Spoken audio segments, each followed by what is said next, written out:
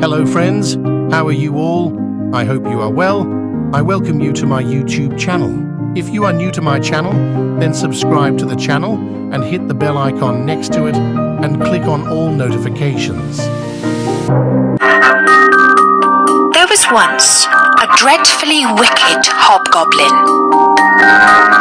One day he was in capital spirits because he had made a looking glass which reflected everything that was good and beautiful in such a way that it dwindled almost to nothing. But anything that was bad and ugly stood out very clearly and looked much worse. The most beautiful landscapes looked like boiled spinach, and the best people looked repulsive or seemed to stand on their heads with no bodies. Their faces were so changed that they could not be recognized, and if anyone had a freckle, you might be sure it would be spread over the nose and mouth. That was the best part of it, said the hobgoblin. But one day, the looking glass was dropped, and it broke into 1,000,000 billion and more pieces.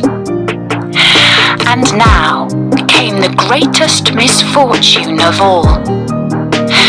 For each of the pieces was hardly as large as a grain of sand, and they flew about all over the world. And if anyone had a bit in his eye, there it stayed.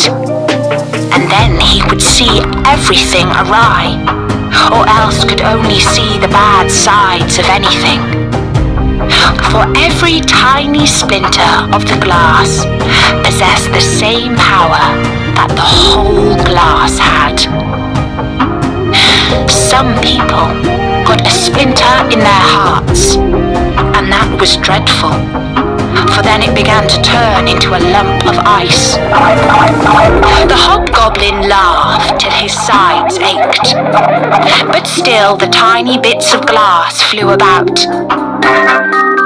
And now we will hear all about it.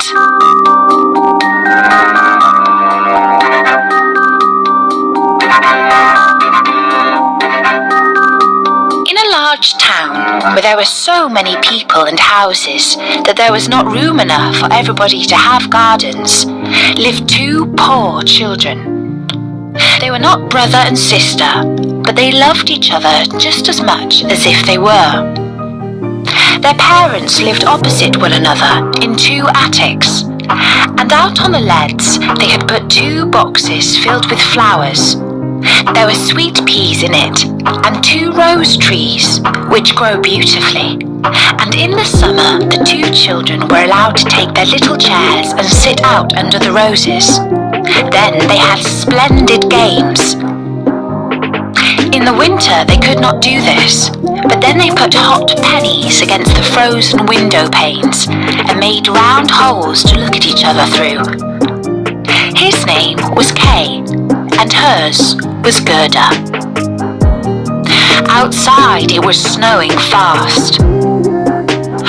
"Those are the white bees swarming," said the old grandmother. "Have they also a queen bee?" asked the little boy, for he knew that the real bees have one. "To be sure," said the grandmother. "She flies wherever they swarm the thickest. She is larger than any of them, and never stays upon the earth, but flies again up into the black clouds. Often at midnight she flies through the streets and peeps in at all the windows, and then they freeze in such pretty patterns and look like flowers." "Yes, we have seen that," said both the children. They knew that it was true. "Can the Snow Queen come in here?" asked the little girl. "Just let her," cried the boy. "I would put her on the stove and melt her." But the grandmother stroked his hair and told him some more stories. while Kay was going to bed. He jumped up on the chair by the window and looked through the little hole. A few snowflakes were falling outside, and one of the largest lay on the edge of the window boxes. The snowflake grew larger and larger till it took the form of a maiden, dressed in finest white gauze. She was so beautiful and dainty, but all of ice, hard, bright ice. Still, she was alive. Her eyes glittered like two clear stars, but there was no rest or peace in them. She nodded at the window and beckoned with her hand. The little boy was frightened and sprang down from the chair. It seemed as if a great white bird had flown past the window. The next day, there was a harder frost than before. Then came the spring, then the summer, when the roses grew and smelt more beautifully than ever. Kay and Gerda were looking at one of their picture books. The clock in the great church tower had just struck 5 when Kay exclaimed, "Oh, something has stung my heart, and I've got something in my eye." The little girl threw her arms round his neck. He winked hard with both eyes. No, she could see nothing in them.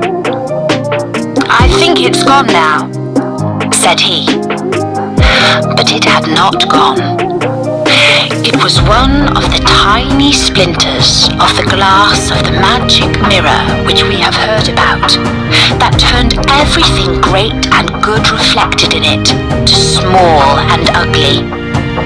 And poor Kay had also a splinter in his heart, and it began to change into a lump of ice.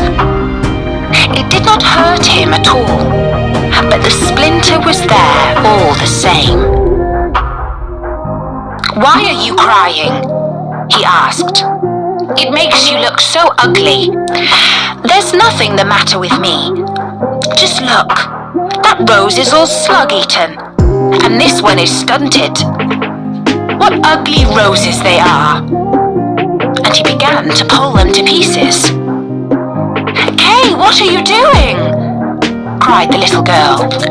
And when he saw how frightened she was, he pulled off another rose and ran in at the window away from dear little Gerda. When she came later on with the picture book, he said that it was only fit for babies. And when his grandmother told them stories, he was always interrupting with, "But..." And then he would get behind her and put on her spectacles and speak just as she did. This he did very well, and everybody laughed. Very soon he could imitate the way all the people in the street walked and talked. His games were quite different now.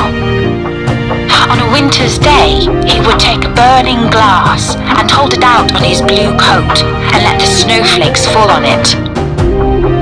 "Look in the glass, Gerda. Just see how regular they are. They're much more interesting than real flowers. Each is perfect. They're all made according to rule. If only they did not melt." One morning, Kay came out with his warm gloves on, and his little sledge hung over his shoulder.